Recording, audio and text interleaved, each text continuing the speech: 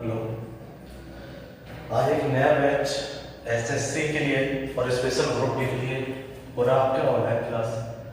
और जिससे कहते हैं आपकी क्लास का नाम है UMP classes. UMP classes online class आज से चालू हो रहा है। और जो पहला वीडियो है तो जितने ज़्यादा उसके लाइक कर देना भाई और सब्सक्राइब। ये शुरुआत में बोल दिया, कोई बात नहीं है। तो आज बताएंगे क्या तुम्हें इसमें हो सकता है। क्यों आज आपकी बायो क्लास शुरू होनी है और बायो में आपको मतलब किसके लिए हेल्पफुल रहेगा आपको। एक तो ग्रुप डी, एनटीपीसी, एसएससी और आपका यूपी पुलिस और लेखपाल। किसका? यूपी पुलिस और लेखपाल। स्पेशल हमारा टारगेट रहेगा ग्रुप डी और एनटीपीसी के लिए। इसलिए एनटीपीसी और ग्रुप डी में सबसे ज्यादा जो आपको पूछी जाती है वो क्या आती है? साइंस। ठीक है, तो साइंस को देखते हुए तो साइंस की आज पहली क्लास स्टार्ट करेंगे।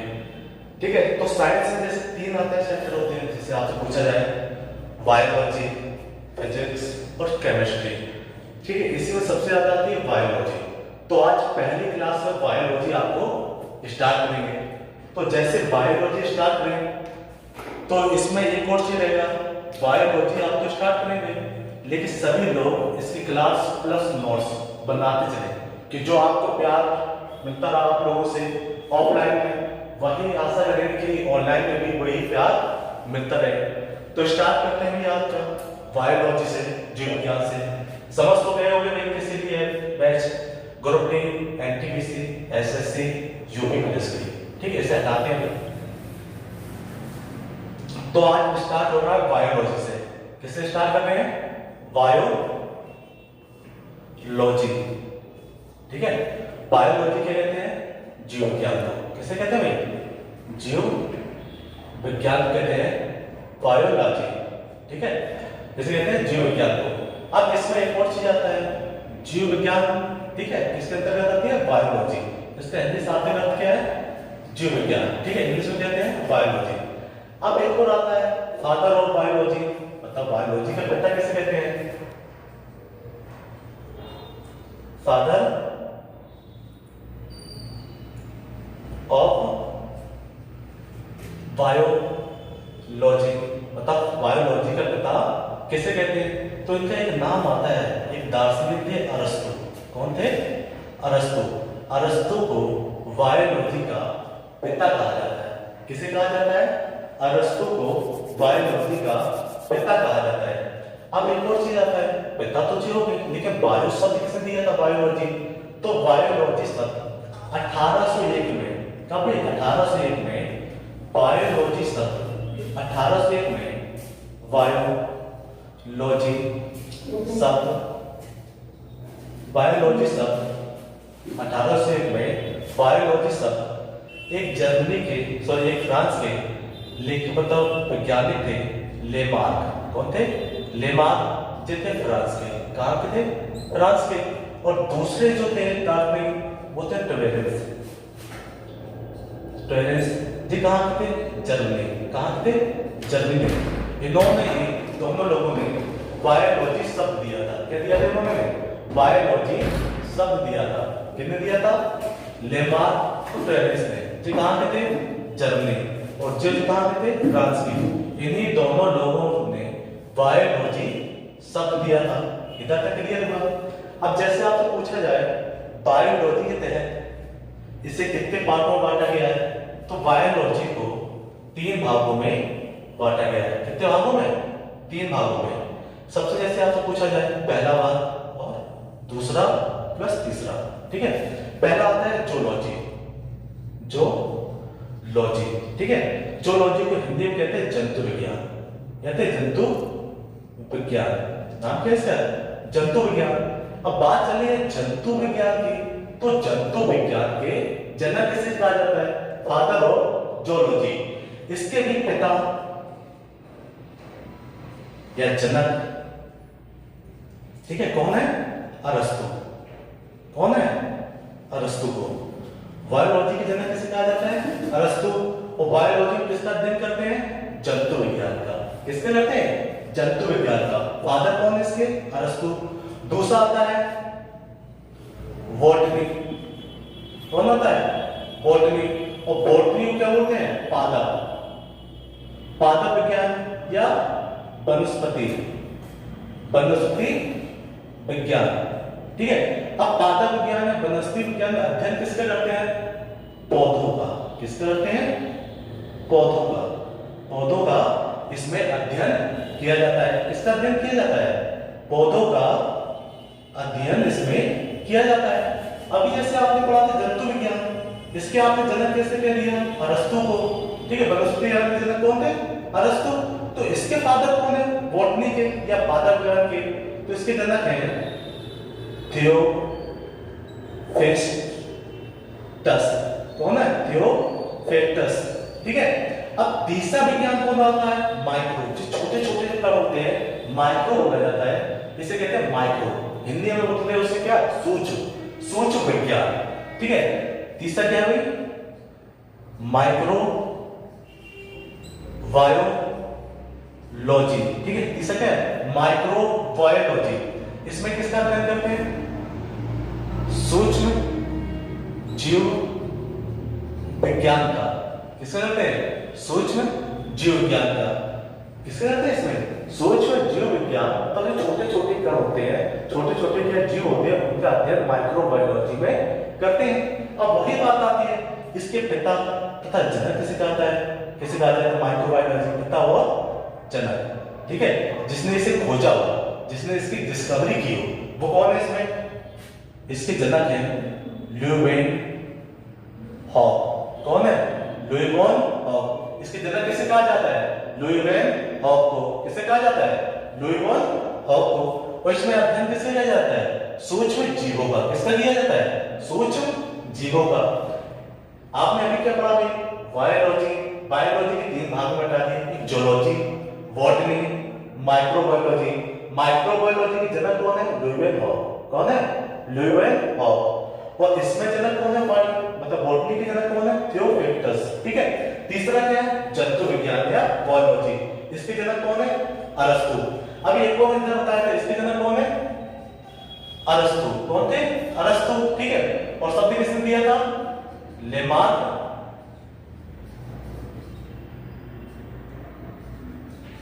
ठीक है, जो नाम दिया था इसमें, तो इधर तो आपको कुछ नहीं है भाई। अब जैसे बात करते हैं आपको तीसरा, इधर तक क्लियर हुआ आपको। अब एक और, जैसे कोई भी जंतु, इसकी बेसिक यूनिट या सबसे छोटी इकाई क्या होती है? ये बहुत बार क्वेश्चन पूछा गया है। तो इसकी जो बेसिक यूनिट बात करें, कोई भी जीव हो, उसकी बेसिक यूनिट या छोटी से छोटी इकाई क्या होती है, जिससे किसी का जंतु का पूरा शरीर बनता है? तो उसका सबसे छोटी इकाई होती है सेल। क्या होती है? सेल। और सेल को ही क्या कहा जाता है? सबसे छोटी इकाई। सेल को हिंदी में बता दो तो उसका होता है कोशिका। क्या होती है? कोशिका। और कोशिका जब ज्यादा कोशिका इकट्ठी हो जाएगी तो कोशिका से आगे चल क्या बनता है? ऊतक। जैसे इंग्लिश में कहते हैं टिश्यू। क्या कहते हैं? टिश्यू। हिंदी में इसे बोलते हैं ऊतक। जब ऊतक कई ऊतक इकट्ठे हो जाएंगे तो उससे बन जाएगा ऑर्गन। बोले अंग। क्या बनता है? अंग। जब कुछ मतलब ऊतक काफी इकट्ठे हुए तो बन गए क्या भाई? अंग। ठीक है, लेकिन ऊतक कैसे बनते हैं? इसका सम्मिलित रूप होता क्या? कोशिका का। ठीक है, अंग बना तो अंग तंत्र बन जाता है। अंग से आगे चलकर क्या बनता है? अंग तंत्र, मतलब ऑर्गन सिस्टम। क्या बनता है? Organ system. जब ऑर्गन सिस्टम काफी इकट्ठा होगा तो वो आगे चलकर क्या बनाते हैं? ऑर्गन सिस्टम से आगे बढ़ता है किसका? जंतु या जीव। क्या बनता है? जीव। कोई भी इंसान होगा तो इंसान की जो भी बेसिक यूनिट, सबसे छोटी यूनिट क्या होती है? कोशिका। क्या होती है? कोशिका। और कोशिका की सम्मिलित रूप में क्या कहते हैं? ऊतक। ठीक है, ऊतक से क्या बनता है? अंग। और अंग से क्या बनता है? अंगतंत्र। और अंगतंत्र से किसी जीव का पूरे बॉडी का स्ट्रक्चर बन जाता है। जैसे आप मान लो भाई अंग, हमारी नाक, क्या नहीं? हमारी नाक एक अंग ही तो है, लेकिन ये अंग क्या करे? नाक का काम करता है सांस लेना। सांस ही लेना तो होता है ना। तो इसके साथ सांस लेने कहां पे जाती है? फेफड़े। तो इसकी जो सारी चीज प्रक्रिया है, इसी को कहते हैं अंगतंत्र। सांस कहां तक जा रही है? ठीक है, इसके जो सांस का सिस्टम होता है फेफड़ों तक, तो उसी को बोलते हैं सिस्टम, ऑर्गन सिस्टम। ठीक है, तंत्र या अंग तंत्र। इधर तक क्लियर हुआ। अब जैसे बात करें, इससे सबको हटा दो भाई। ठीक है, कोशिका। अब हेडिंग डालें जैसे कोशिका बायोलॉजी या कोशिका जीव विज्ञान मतलब cell biology, cell biology Hindi में से कहते हैं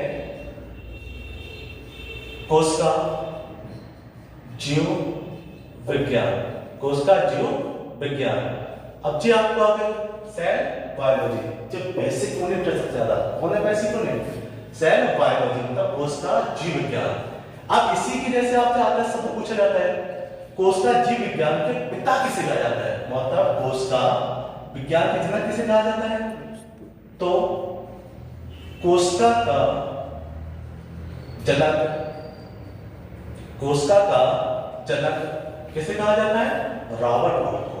किसे कहा जाता है, रॉबर्ट हुक को। किसे कहा जाता है, रॉबर्ट हुक को कोशिका विज्ञान का जनक कहा जाता है। तो इन्होंने जो कोशिका की खोज की थी वो कैसी थी, जीवित कोशिका थी कि मृतक कोशिका थी। अब जो क्वेश्चन आता है तो रॉबर्ट हुक ने किसकी खोज की थी भाई, नॉन लिविंग, किसकी, नॉन, किसकी खोज की थी, नॉन लिविंग सेल, किसकी, नॉन लिविंग सेल मतलब मृतक कोशिका की इन्होंने खोज की थी। किसकी की थी, रॉबर्ट हुक ने मृतक कोशिका की खोज की थी। कोशिका मृतक किसे कहा जाता है, रॉबर्ट हुक को। इन्होंने कैसी सेल की खोज की थी, नॉन लिविंग मतलब मृतक सेल की इन्होंने खोज की थी। इधर तक हुआ। तो जीवित कोशिका की खोज किसने की थी, बोले तो लिविंग, किसकी, लिविंग सेल, किसकी, लिविंग सेल की खोज या डिस्कवरी किसने की थी, लिविंग सेल का अध्ययन किसने किया था, अध्ययन। तो इसका एक नाम आता है ल्यूवेनहॉक, इसका ल्यूवेनहॉक, ठीक है, इसका ल्यूवेनहॉक ने क्या इसकी खोज की थी। अब इन्होंने ही जीवाणु, शुक्राणु, प्रोटोजोआ और एक और होता है आरबीसी, इतनी चीजों की इन्होंने डिस्कवरी किया था। कौन कौन, ल्यूवेनहॉक ने कवर क्या खोजा था, जीवाणु, शुक्राणु, protozoa, RBC, red blood cell, इसकी इन्होंने खोज की थी। अब इसमें मतलब जीवित कोशिका की खोज किसने की थी, ल्यूवेनहॉक ने, ठीक है। मृतक कोशिका की खोज किसने की थी, रॉबर्ट हुक ने, ठीक। इधर तक होगा ना।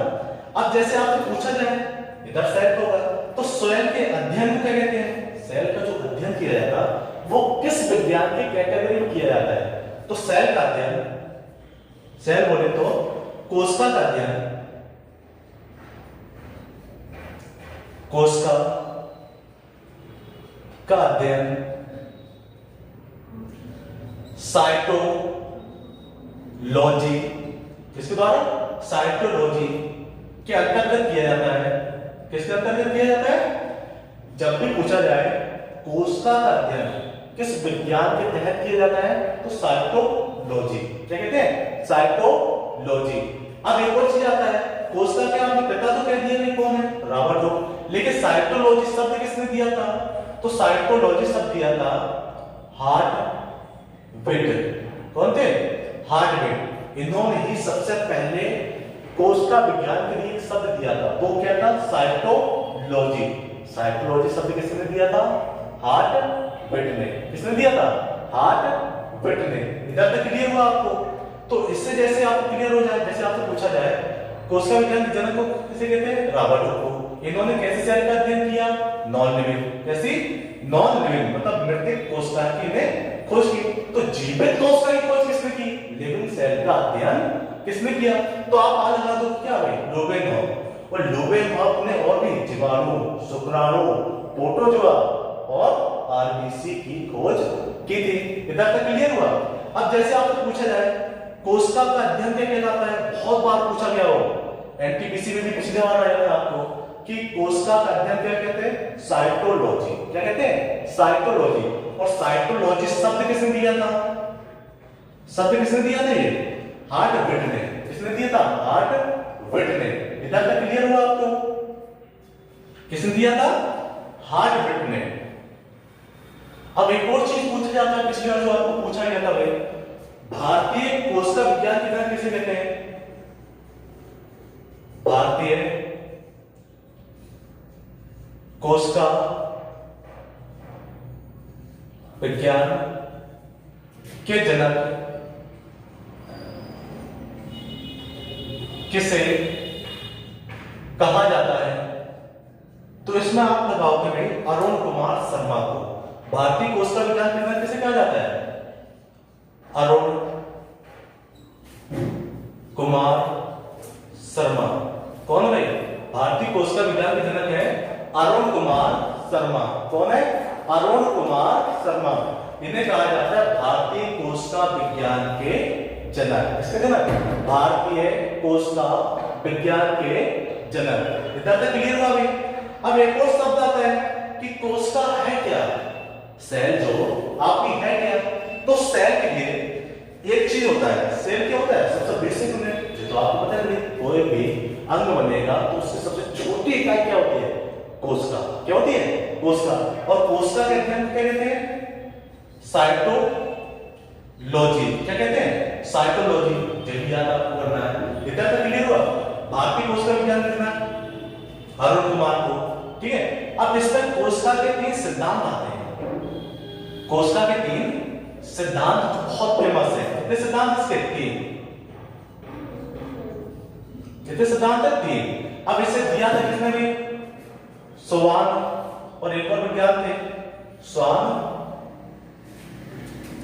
इसलिए 10। ठीक है, इसलिए 10।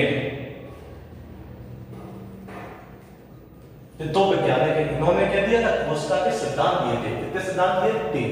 एक कहा था क्या भाई? प्रत्येक कोशिका का जन्म, प्रत्येक कोशिका का जन्म, प्रत्येक कोशिका का जन्म पहले से मौजूद कोशिका से होता है। मतलब कोई भी आपका सेल होगा ना, उसका जन्म कैसे होगा? पहले से मौजूद कोशिका से होता है। आप मान लो कि आपकी सेल है, इसका विभाजन हो गया तो जो 2 सेल में बढ़ जाएंगे तो कोशिका का निर्माण कैसे होता है? कोशिका से ही। उसे क्या बोलते हैं? कोशिका विभाजन। क्या कहते हैं? कोशिका विभाजन। तो कोशिका का निर्माण कैसे होता है? कोशिका विभाजन का एक पॉइंट। दूसरा पॉइंट था भाई कि कोई भी हो, जैसा भी कोई भी जंतु है, उसका सबसे छोटी यूनिट क्या होती है? कोशिका।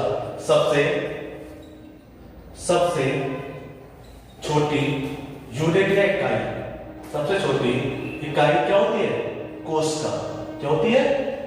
कोशिका। इधर तक सबसे छोटी यूनिट क्या होती है? कोशिका। अब तीसरा पॉइंट आता है जो आपको इंपॉर्टेंट है। तीसरा पॉइंट, एक 34 वर्षीय 1855 में एक 34 वर्षीय आर्टिस्ट थे, 34 वर्षीय क्या थे? वैज्ञानिक थे, जिन्होंने अपनी किताब लिखी भाई ओमनिस सेलुला ई सेलुला। इनने एक किताब लिखी, कौन सी? ओमनिस सेलुला ई सेलुला। इससे आपको एक चीज बताना है, जो 1934 से 34 वर्षीय वैज्ञानिक थे, कितने वर्षीय थे? 34। किताब को लिखी 1855 में। किताब का नाम क्या था? ओमनिस सेलुला ई सेलुला। अब इससे आपको वैज्ञानिक का नाम बताना है। किसका नाम? वैज्ञानिक का इसमें आपको नाम बताना है कि किताब किसकी लिखी है। काफी बार पूछा गया है ओमनिस सेलुला ई सेलुला, यही के आधारित तीसरा नियम आता है। ठीक है, कोशिका इधर तक आपको क्या हुआ? कोशिका की सारी समाप्ति हुई। ठीक है, अब एक और चीज है, कोशिका का जो डायग्राम है वो आप देख लो भाई, कोशिका कैसे होती है। तो कोशिका जो होती है, आप कुछ कैसा होता है? अंडाकार इसका शेप होता है। कैसा होता है? अंडाकार कुछ इसका शेप होता है। और ये अंडाकार का जो शेप बाहरी होता है, इसे बोलते हैं कोशिका झिल्ली। कोशिका क्या बोलते हैं? झिल्ली। और जे हम जो कोशिका ला रहे हैं वो जंतु कोशिका है। कौन सी भाई? जंतु कोशिका, ठीक है, ये होती है जंतु कोशिका। अब इसके मध्य में भी एक पार्ट होता है ऐसे नहीं, ठीक है, और मध्य के मध्य में भी थोड़ा सा ऐसा पार्ट होता है। अब इसका जो मध्य वाले जो बॉन्डी खींची जिसको कहते हैं क्या, कोशिका केंद्रक, क्या कहते हैं, कोशिका केंद्रक। तो आप बात करो जी वाला लिक्विड क्या है, जो बीच वाला भाग, तो बीच वाले भाग को कहते हैं कोशिका द्रव, क्या कहते हैं, कोशिका द्रव, ठीक है। एक लेयर बाहरी वाले लेयर को क्या कहते हैं, कोशिका झिल्ली, मध्य वाले भाग को क्या कहते हैं, कोशिका द्रव, तो बीच वाले जो पार्ट दिखाई देने से कोशिका केंद्रक। अब जो वाला जो पार्ट को बताया गया भाई लाइन पे, इसे क्या कहते हैं, इसे कहते हैं कोशिका केंद्रिका, कोशिका केंद्रिका, ठीक है। अब तुम्हारी बात होती है कि जो बाहरी लेयर होती है इसे क्या कहते हैं, कोशिका झिल्ली, ठीक है। जो इसके मध्य वाला है कोशिका, क्या कहते हैं, जो मध्य वाला है कोशिका द्रव, कोशिका लिक्विड, ठीक है। और जो बीच में भाग है, केंद्र के बीच में भाग है, इसे क्या कहते हैं, कोशिका केंद्रिका, क्या कहते हैं, कोशिका केंद्रिका, ठीक है। बीच वाला जो आप इसे कहते हैं कोशिका केंद्रक, क्या कहते हैं, कोशिका केंद्रक। अब इधर ही आपको ऐसे कुछ संरचना दिखाई देगी इसी में, कुछ संरचना होगी लिक्विड वाले पार्ट में। तो जैसे कि संरचना, इसके नाम दे दो आप राइबोसोम, क्या कहते हैं, राइबो, क्या कहते हैं, राइबोसोम, क्या कहते हैं, राइबोसोम, ठीक है। और कुछ संरचना ऐसी मान लो, कुछ इसका शेप अलग है, ठीक है, इसे कहते हैं लाइबोसोम, कहते हैं लाइबोसोम, क्या कहते हैं इसे, लाइबोसोम। अब इधर में आपको एक और देखता है भाई, कुछ हमने, चलो भाई कुछ अलग ऐसे डायग्राम बना दे भाई,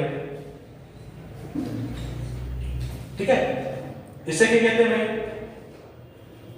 रेक्टिका, क्या कहते हैं इसे, रेक्टिका। अब इधर में एक और आपको कुछ अंडे प्रकार का दिखाई देगा भाई, इसी में आपको एक और ऐसे दिखाई देता है अंडेकार का शेप, ठीक है।